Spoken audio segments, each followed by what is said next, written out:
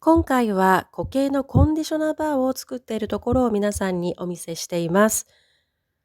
石鹸シャンプーに移行する際に、きしみやベタつきを体験される方が中にはいらっしゃいます。石鹸シャンプーに慣れるまでの間、必要に応じて使ってもらえたらと思って作っています。また、夏のバージョンに関してのみ、ビーワックスを少量加えることで、溶けにくいコンディショナーバーを作るように工夫しています。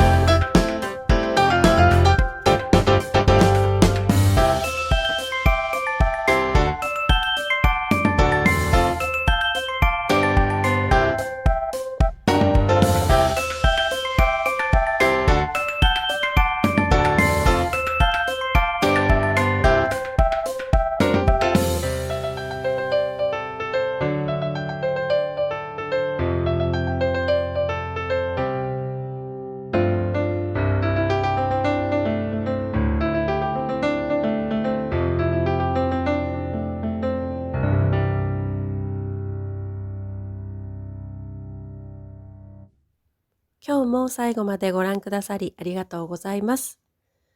またよろしければチャンネル登録もお願いします。またね。